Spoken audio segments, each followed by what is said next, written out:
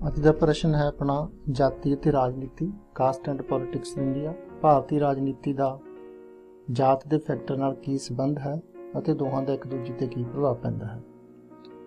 ਭਾਰਤ ਵਿੱਚ ਜਾਤੀ ਤੇ ਰਾਜਨੀਤੀ ਦਾ ਆਪਸ ਦੇ ਵਿੱਚ ਗੂੜਾ ਸੰਬੰਧ ਹੈ ਤੇ ਇਹ ਸੰਬੰਧ ਹੈ ਜਿਹੜਾ ਪਹਿਲਾਂ ਦੇ ਮੁਕਾਬਲੇ ਹੋਰ ਵਧ ਰਿਹਾ ਹੈ। ਜਾਤੀ ਕਿਹਾ ਕਿਹਨੂੰ ਜਾਂਦਾ? ਜਾਤੀ ਨੂੰ ਅੰਗਰੇਜ਼ੀ 'ਚ ਆਪਾਂ ਕਾਸਟ ਕਹਿੰਦੇ ਹਾਂ। ਕਾਸਟ ਆ ਜਿਹੜਾ ਉਹ ਇੱਕ ਪੁਰਤਗਾਲੀ ਭਾਸ਼ਾ ਦਾ ਸ਼ਬਦ ਹੈ। ਕਾਸਟਾ ਤੋਂ ਬਣਿਆ, ਇਹਦਾ ਅਰਥ ਲਿਆ ਜਾਂਦਾ ਖਾਨਦਾਨ ਜਾਂ ਨਸਲ। ਇਹਦਾ ਅਰਥ ਹੈ ਕਿ ਜਾਤ ਆ ਜਿਹੜੀ ਉਹ ਇੱਕ ਖਾਨਦਾਨ ਜਾਂ ਇੱਕ ਨਸਲ ਦੇ ਵਿਅਕਤੀਆਂ ਦਾ ਇੱਕ ਸਮੂਹ ਹੁੰਦੀ ਆ, ਜਿਹਦਾ ਵੱਖਰਾ ਆਪਣਾ ਕੋਈ ਖਾਨਦਾਨ ਹੁੰਦਾ ਜਾਂ ਵੱਖਰਾ ਕੁਲ ਹੁੰਦਾ। ਇਸ ਦੀ ਪਰਿਭਾਸ਼ਾ ਦਿੱਤੀ ਆ ਈ ਬਲੰਟ ਨੇ। ਉਹ ਕਹਿੰਦੇ ਨੇ ਕਿ ਜਾਤ ਇੱਕ ਅੰਤਰ ਵਿਆਹ ਵਾਲਾ ਸਮੂਹ ਹੈ ਜਾਂ ਅੰਤਰ ਵਿਆਹ ਵਾਲੇ ਸਮੂਹਾਂ ਦਾ ਇਕੱਠ ਹੈ ਜਿਹਦਾ ਇੱਕ ਸਾਂਝਾ ਨਾਮ ਹੁੰਦਾ ਹੈ ਤੇ ਜਿਸ ਦੀ ਮੈਂਬਰਸ਼ਿਪ ਪਿਤਾ ਪੁਰਖੀ ਹੁੰਦੀ ਹੈ, ਜੋ ਆਪਣੇ ਮੈਂਬਰਾਂ ਦੇ ਸਮਾਜਿਕ ਵਰਤਾਰੇ ਦੇ ਸੰਬੰਧ 'ਚ ਕੁਝ ਪਾਬੰਦੀਆਂ ਲਗਾਉਂਦੀ ਹੈ।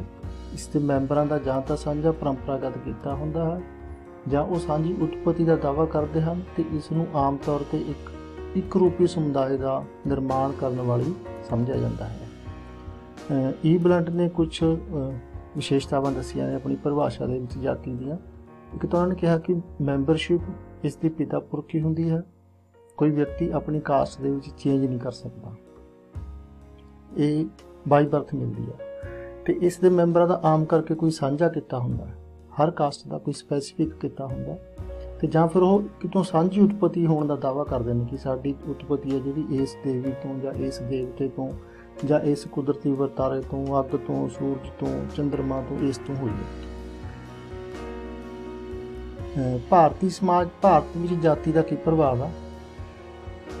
ਭਾਰਤੀ ਸਮਾਜ ਬੜੀਆਂ ਪੁਰਾਣੇ ਸਮੇਂ ਤੋਂ ਅਨੇਕਾਂ ਸਦੀਆਂ ਤੋਂ ਅਲੱਗ-ਅਲੱਗ ਜਾਤੀਆਂ 'ਚ ਵੰਡਿਆ ਹੋਇਆ।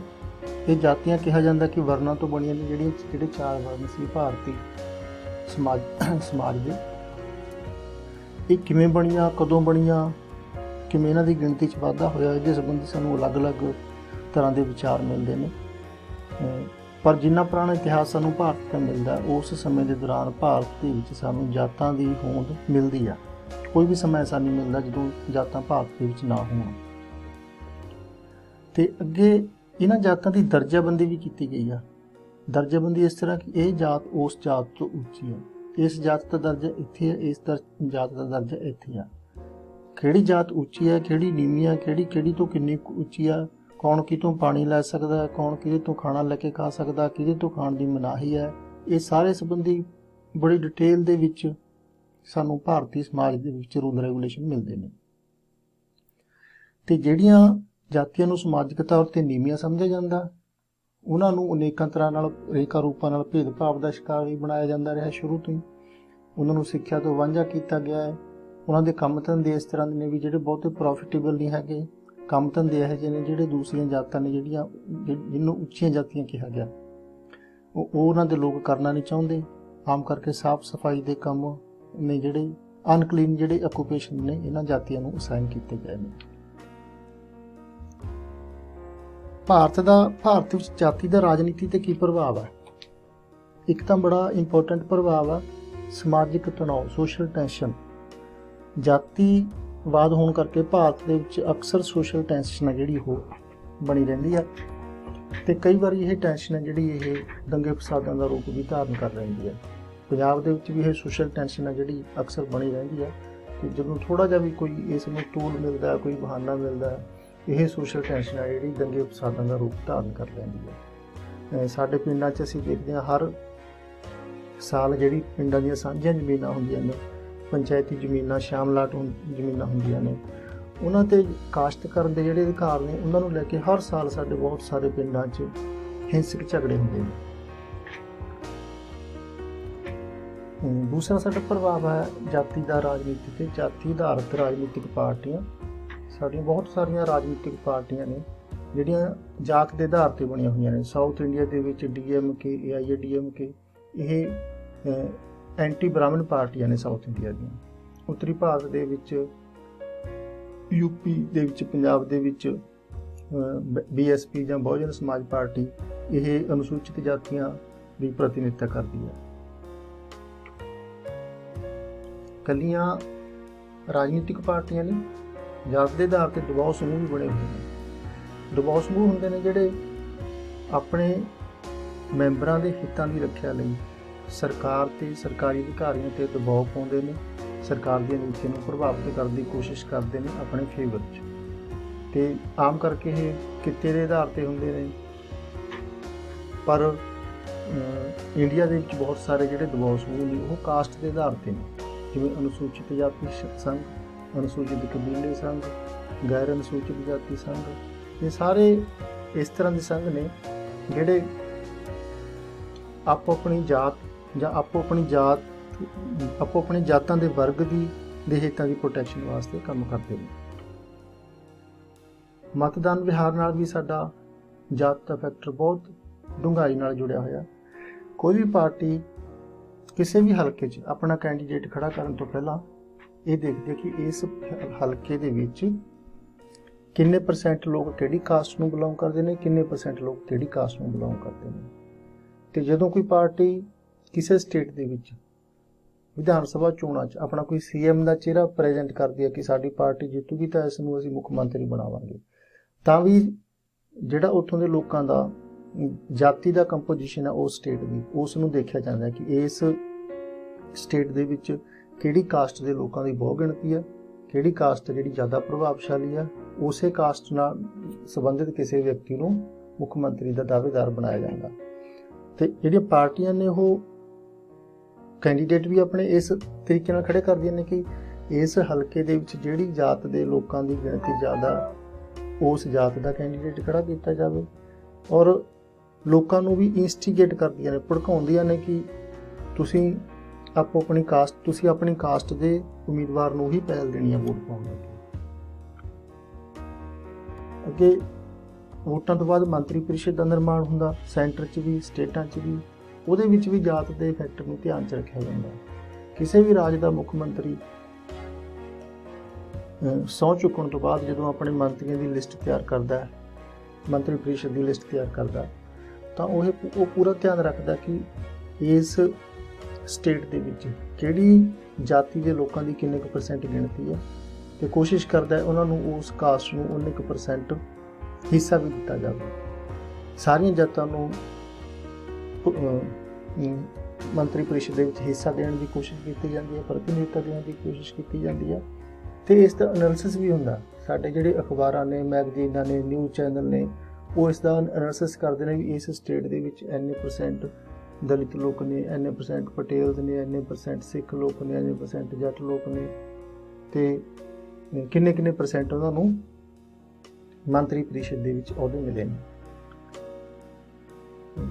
ਜਾਤੀ ਦੇ ਆਧਾਰ ਤੇ ਸਾਡੇ ਰਾਜਨੀਤੀ ਦੇ ਵਿੱਚ ਇੱਕ ਬੜਾ ਭਾਵੁਕ ਮੁੱਦਾ ਹੈ ਰਾਖਵਾਂਕਰਨ। ਰਾਖਵਾਂਕਰਨ ਇਹ 3 ਤਰ੍ਹਾਂ ਦੀਆਂ ਕੈਟੇਗਰੀਜ਼ ਵਾਸਤੇ ਸੀ। ਪਹਿਲਾਂ ਅਨੁਸੂਚਿਤ ਜਾਤੀਆਂ ਵਾਸਤੇ 15% ਕੇਂਦਰੀ ਪੱਧਰ ਤੇ, ਅਨੁਸੂਚਿਤ ਕਬੀਲਿਆਂ ਵਾਸਤੇ 7.5% ਤੇ ਹੋਰ ਪਛੜੀਆਂ ਸ਼੍ਰੇਣੀਆਂ ਵਾਸਤੇ 27%।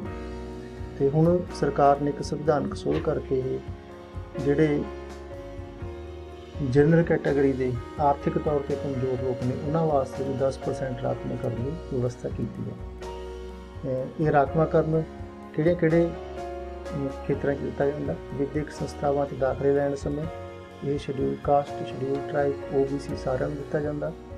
ਸਰਕਾਰੀ ਨੌਕਰੀਆਂ ਦੀ ਪ੍ਰਾਪਤੀ ਲਈ ਸ਼ਡਿਊਲ ਕਾਸਟ, ਸ਼ਡਿਊਲ ਟ੍ਰਾਈਬ ਤੇ ਪਛੜੀਆਂ ਸ਼੍ਰੇਣੀਆਂ ਸਾਰਿਆਂ ਨੂੰ ਦਿੱਤਾ ਜਾਂਦਾ।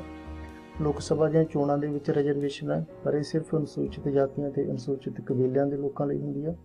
ਵਿਧਾਨ ਸਭਾ ਚੋਣਾਂ ਦੇ ਵਿੱਚ ਰਿਜ਼ਰਵੇਸ਼ਨ ਹੈ, ਇਹ ਵੀ ਅਨੁਸੂਚਿਤ ਜਾਤੀਆਂ ਤੇ ਅਨੁਸੂਚਿਤ ਕਬੀਲਿਆਂ ਲਈ ਹੁੰਦੀ ਹੈ। ਤੇ ਇਸੇ ਤਰ੍ਹਾਂ ਸਥਾਨਕ ਸਰਕਾਰਾਂ ਜਿਵੇਂ ਪੰਚਾਇਤਾਂ ਤੇ ਮਿਊਨਿਸਪਲ ਕਮੇਟੀਆਂ ਨੇ, ਇਹਨਾਂ ਵਿੱਚ ਵੀ ਅਨੁਸੂਚਿਤ ਜਾਤੀਆਂ, ਅਨੁਸੂਚਿਤ ਕਬੀਲਿਆਂ ਤੇ ਕੁਝ ਰਾਜਾਂ ਦੇ ਵਿੱਚ ਹੋਰ ਪਛੜੀਆਂ ਸ਼੍ਰੇਣੀਆਂ ਵਾਸਤੇ ਵੀ ਸਥਾਨ ਰਾਖਵੇਂ ਰੱਖੇ ਜਾਂਦੇ ਨੇ। ਰਾਖਵਾਂਕਰਨ ਜਿੱਥੇ ਉਸ ਦਾ ਕੁਝ ਲੋਕ ਸਮਰਥਨ ਕਰਦੇ ਨੇ, ਜਿਹੜੇ ਕੁਝ ਲੋਕ ਇਸ ਦਾ ਵਿਰੋਧ ਵੀ ਕਰਦੇ ਨੇ, ਤੇ ਵੱਧ ਤੋਂ ਵੱਧ ਲੋਕ ਚਾਹੁੰਦੇ ਨੇ ਕਿ ਅਸੀਂ ਵੀ ਰਾਖਵੇਂਕਰਨ ਦੀ ਪ੍ਰੋਟੈਕਸ਼ਨ ਦੇ ਵਿੱਚ ਆਈਏ। ਇਸ ਲਈ ਕੁਝ ਜਾਤਾਂ, ਕੁਝ ਕੈਟੇਗਰੀ ਜਿਹੜੀਆਂ ਵਿੱਚ ਵਿਚਾਲੇ ਨੇ, ਬਹੁਤ ਜ਼ਿਆਦਾ ਐਡਵਾਂਸ ਵੀ ਨਹੀਂ ਤੇ ਬਹੁਤ ਜ਼ਿਆਦਾ ਬੈਕਵਰਡ ਵੀ ਨਹੀਂ, ਉਹ ਇਹ ਕੋਸ਼ਿਸ਼ ਕਰਦੀਆਂ ਨੇ। ਕਈ ਵਾਰੀ ਤਾਂ ਉਹਨਾਂ ਦੀ ਕੋਸ਼ਿਸ਼ ਬੜੀ ਹਿੰਸਕ ਹੁੰਦੀ ਆ ਕਿ ਸਾਨੂੰ ਵੀ ਰਾਖਵੇਂਕਰਨ ਦੇ ਵਿੱਚ ਗਿਣਿਆ ਜਾਵੇ। ਕਈ OBC ਕਲਾਸਿਸ ਨੇ ਜਿਹੜੀਆਂ ਉਹ ਸ਼ਡਿਊਲ ਕਾਸਟ ਸਟੇਟਸ ਲੈਣ ਵਾਸਤੇ, ਤੇ ਕਈ ਜਿਹੜੀਆਂ ਜਨਰਲ ਕੈਟਾਗਰੀ ਕਲਾਸਿਸ ਨੇ ਉਹ OBC ਸਟੇਟਸ ਲੈਣ ਵਾਸਤੇ ਸੰਘਰਸ਼ ਕਰ ਰਹੀਆਂ ਨੇ। ਤੇ ਕਈ ਵਾਰੀ ਹਿੰਸਕ ਅੰਦੋਲਨ ਵੀ ਹੁੰਦੇ ਨੇ। ਪਿਛਲੇ ਸਾਲਾਂ ਦੌਰਾਨ ਪੰਜਾਬ ਦੇ ਗੁਆਂਢੀ 2 ਰਾਜਾਂ 'ਚ, ਰਾਜਸਥਾਨ ਦੇ ਵਿੱਚ ਗੁੱਜਰਾਂ ਨੇ ਤੇ ਹਰਿਆਣੇ ਦੇ ਵਿੱਚ ਜਾਟਾਂ ਨੇ ਬੜੇ ਹਿੰਸਕ ਅੰਦੋਲਨ ਚਲਾਏ ਨੇ ਰਿਜ਼ਰਵੇਸ਼ਨ ਪ੍ਰਾਪਤ ਕਰਨ ਵਾਸਤੇ। ਜਿੱਥੇ ਰਿਜ਼ਰਵੇਸ਼ਨ ਪ੍ਰਾਪਤ ਕਰਨ ਲਈ ਸੰਘਰਸ਼ ਕਰਦੀਆਂ ਨੇ ਕੁਝ ਕੈਟੇਗਰੀ, ਉੱਥੇ ਹੀ ਰਿਜ਼ਰਵੇਸ਼ਨ ਵਿਰੁੱਧ ਰੋਸ ਵੀ ਪਾਇਆ ਜਾਂਦਾ ਹੈ ਸਮਾਜ ਦੇ ਇੱਕ ਵਰਗ 'ਚ, ਕਿਉਂਕਿ ਸਮੇਂ-ਸਮੇਂ 'ਤੇ ਸਾਡੀਆਂ ਸਰਕਾਰਾਂ ਨੇ ਨਾ ਤਾਂ ਆਬਾਦੀ ਦੇ ਵਿੱਚ ਹੋ ਰਹੇ ਬਹੁਤ ਜ਼ਿਆਦਾ ਵਾਧੇ ਨੂੰ ਕੰਟਰੋਲ ਕਰਨ ਦੀ ਕੋਸ਼ਿਸ਼ ਕੀਤੀ ਹੈ, ਤੇ ਨਾ ਇਸ ਵੱਧ ਰਹੀ ਆਬਾਦੀ ਦੇ ਵਾਸਤੇ ਚੰਗੇ ਸਕੂਲਾਂ ਦੀ, ਚੰਗੇ ਕਾਲਜਾਂ ਦੀ, ਚੰਗੇ ਪ੍ਰੋਫੈਸ਼ਨਲ ਕਾਲਜਾਂ ਦੀ ਵਿਵਸਥਾ ਕੀਤੀ ਹੈ। ਇਸ ਲਈ ਜਦੋਂ ਆਬਾਦੀ ਜ਼ਿਆਦਾ, ਸੀਟਾਂ ਘੱਟ ਨੇ, ਜਦੋਂ ਕਿਸੇ ਵਿਦਿਆਰਥੀ ਨੂੰ ਐਡਮਿਸ਼ਨ ਨਹੀਂ ਮਿਲਦੀ ਹਾਇਰ ਐਜੂਕੇਸ਼ਨ ਦੇ ਵਿੱਚ, ਤਾਂ ਸਭ ਤੋਂ ਪਹਿਲਾਂ ਗੁੱਸਾ ਹੁੰਦਾ ਕਿ ਜਿਹੜੀ ਰਿਜ਼ਰਵੇਸ਼ਨ ਹੈ ਉਹਦੇ ਕਰਕੇ ਮੈਨੂੰ ਐਡਮਿਸ਼ਨ ਨਹੀਂ ਮਿਲੀ, ਕਾਰਨ ਚਾਹੇ ਉਹਦੇ ਕੁਝ ਹੋਰ ਵੀ ਹੋਣ। ਇਸ ਲਈ ਜਿਹੜੇ ਜਨਰਲ ਕੈਟਾਗਰੀ ਦੇ ਵਿਦਿਆਰਥੀ ਨੇ ਜਾਂ ਜਨਰਲ ਕੈਟਾਗਰੀ ਦੇ ਸਾਰੇ ਹੀ ਲੋਕ ਨੇ, ਉਹ ਕਈ ਵਾਰੀ ਰਿਜ਼ਰਵੇਸ਼ਨ ਦੇ ਵਿਰੋਧ ਦੇ ਵਿੱਚ ਵੀ ਰੋਸ ਪ੍ਰਦਰਸ਼ਨ ਕਰਦੇ ਨੇ। ਦੂਜੇ ਪਾਸੇ ਅਨੁਸੂਚਿਤ ਜਾਤੀਆਂ, ਅਨੁਸੂਚਿਤ ਕਬੀਲੇ ਜਾਂ ਕਮਜ਼ੋਰ ਵਰਗ ਉਹ ਸੋਚ ਰਹੇ ਨੇ ਕਿ ਸਾਡੀ ਜਿਹੜੀ ਗਿਣਤੀ ਹੈ ਸਾਨੂੰ ਉਸ ਅਨੁਪਾਤ ਦੇ ਵਿੱਚ ਰਾਖਵਾਂਕਰਨ ਨਹੀਂ ਮਿਲ ਰਿਹਾ, ਕਿਉਂਕਿ 1931 ਤੋਂ ਬਾਅਦ ਕਦੇ ਵੀ ਜਾਤੀ ਆਧਾਰਿਤ ਸੈਂਸਸ ਨਹੀਂ ਹੋਇਆ ਇੰਡੀਆ ਦੇ ਵਿੱਚ। ਇਸ ਤੇ ਕਈ ਸ਼੍ਰੇਣੀਆਂ ਸੋਚਦੀਆਂ ਨੇ, ਕਈ ਕਲਾਸਿਸ ਸੋਚਦੀਆਂ ਨੇ ਕਿ ਸਾਡੀ ਗਿਣਤੀ ਜਿਹੜੀ ਉਹਦੇ ਵਿੱਚ ਵਾਧਾ ਹੋ ਗਿਆ ਪਰ ਸਾਨੂੰ ਰਿਜ਼ਰਵੇਸ਼ਨ ਘੱਟ ਮਿਲਦੀ ਹੈ। ਇਸ ਲਈ ਕਈ ਸਾਡੀਆਂ ਰਾਜਨੀਤਿਕ ਪਾਰਟੀਆਂ 'ਤੇ ਵੀ ਪ੍ਰੈਸ਼ਰ ਪਿਆ। ਰਾਜਨੀਤਿਕ ਪਾਰਟੀਆਂ ਨੇ ਵੀ ਮੰਗ ਕਰਨੀ ਸ਼ੁਰੂ ਕੀਤੀ ਕਿ ਭਾਰਤ ਦੇ ਵਿੱਚ ਜਾਤੀ ਆਧਾਰਿਤ ਜਨਗਣਨਾ ਜਿਹੜੀ ਲਾਸਟ ਟਾਈਮ 1931 'ਚ ਹੋਈ ਸੀ ਉਦੋਂ ਉਹ ਫਿਰ ਕਰਵਾਈ ਜਾਵੇ। ਤੇ ਇਸ ਲਈ ਮਨਮੋਹਨ ਸਿੰਘ ਸਰਕਾਰ ਨੇ, ਕੇਂਦਰ ਸਰਕਾਰ ਨੇ 2011 ਦੇ ਵਿੱਚ ਜਾਤੀ ਆਧਾਰਿਤ ਜਨਗਣਨਾ ਕੀਤੇ ਜਾਣ ਨੂੰ, ਜਿਹਨੂੰ ਸੋਸ਼ੀਓ ਇਕਨੋਮਿਕ ਐਂਡ ਕਾਸਟ ਸੈਂਸਸ 2011 ਕਿਹਾ ਗਿਆ, ਉਸ ਨੂੰ ਪ੍ਰਵਾਨਗੀ ਦਿੱਤੀ ਤੇ ਇਹ ਸੈਂਸਸ ਆ ਜਿਹੜਾ ਹੋ ਵੀ ਚੁੱਕਿਆ। ਸਰਕਾਰੀ ਜ਼ਿੰਮੇਵਾਰੀਆਂ ਪੂਰੀਆਂ ਕਰਨ ਦਾ ਤੇ ਉੱਪਰ ਵੀ ਜਾਤ ਦਾ ਪ੍ਰਭਾਵ ਪੈਂਦਾ ਇੰਡੀਆ ਦੇ ਵਿੱਚ। ਜਿਹੜੇ ਲੋਕ ਸਾਰੇ ਨਹੀਂ, ਕਾਫੀ ਸਾਰੇ ਲੋਕ ਨੇ ਜਿਹੜੇ ਆਪਣੀਆਂ ਸਰਕਾਰੀ ਜ਼ਿੰਮੇਵਾਰੀਆਂ ਦੀ, ਆਪਣੀਆਂ ਦਫ਼ਤਰੀ ਜ਼ਿੰਮੇਵਾਰੀਆਂ ਦੀ ਪੂਰਤੀ ਕਰਦੇ ਸਮੇਂ ਇਹ ਧਿਆਨ ਰੱਖਦੇ ਨੇ ਕਿ ਜਿਹੜਾ ਮੇਰਾ ਕਲਾਇੰਟ ਆਇਆ, ਜਿਹਦੇ ਨਾਲ ਮੈਂ ਡੀਲ ਕਰ ਰਿਹਾ, ਉਹ ਸਾਡੀ ਕਾਸਟ ਜਾਂ ਕੈਟੇਗਰੀ ਨੂੰ ਬਿਲੋਂਗ ਕਰਦਾ ਕਿ ਕਿਸੇ ਹੋਰ ਕਾਸਟ ਜਾਂ ਕੈਟੇਗਰੀ ਨੂੰ ਬਿਲੋਂਗ ਕਰਦਾ। ਆਪਣੀ ਕਾਸਟ ਜਾਂ ਕੈਟੇਗਰੀ ਦੇ ਕੰਮ ਆਮ ਕਰਕੇ ਪਹਿਲ ਦੇ ਆਧਾਰ 'ਤੇ ਕੀਤੇ ਜਾਂਦੇ ਨੇ।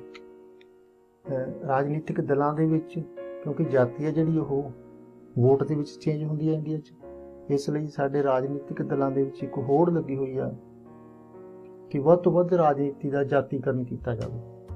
ਇੱਕ ਦਲ ਜਿਸ ਹੱਦ ਤੱਕ ਜਾਂਦਾ, ਦੂਸਰਾ ਦਲ ਉਸ ਤੋਂ ਜ਼ਿਆਦਾ ਅੱਗੇ ਤੱਕ ਜਾਣ ਦੀ ਕੋਸ਼ਿਸ਼ ਕਰਦਾ।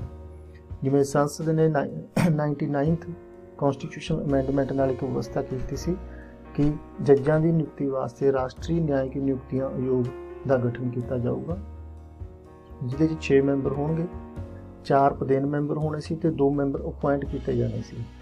ਇਹਨਾਂ 2 ਮੈਂਬਰਾਂ ਬਾਰੇ ਵਿਵਸਥਾ ਕੀਤੀ ਗਈ ਆ ਕਿ ਇਹਨਾਂ 'ਚੋਂ ਇੱਕ ਮੈਂਬਰ ਪਛੜੀਆਂ ਸ਼੍ਰੇਣੀਆਂ ਜਾਂ ਘੱਟ ਗਿਣਤੀਆਂ ਜਾਂ ਇਸਤਰੀਆਂ 'ਚੋਂ ਹੋਵੇਗਾ। ਇਹਨਾਂ 'ਚੋਂ ਇਸ 6 ਮੈਂਬਰੀ ਬੋਰਡ ਦੇ ਵਿੱਚ ਇਹਨਾਂ 3 ਕੈਟੇਗਰੀਜ਼ ਤੋਂ ਕੋਈ ਇੱਕ ਮੈਂਬਰ ਲਾਏ ਜਾਣ ਨਾਲ ਇਹਨਾਂ ਕੈਟੇਗਰੀਜ਼ ਨੂੰ ਕੀ ਤਰੱਕੀ ਮਿਲ ਸਕਦੀ ਆ, ਕੀ ਫਾਇਦਾ ਹੋ ਸਕਦਾ, ਇਹ ਆਮ ਲੋਕਾਂ ਦੀ ਸਮਝ ਤੋਂ ਬਾਹਰ ਆ। Thanks and good luck.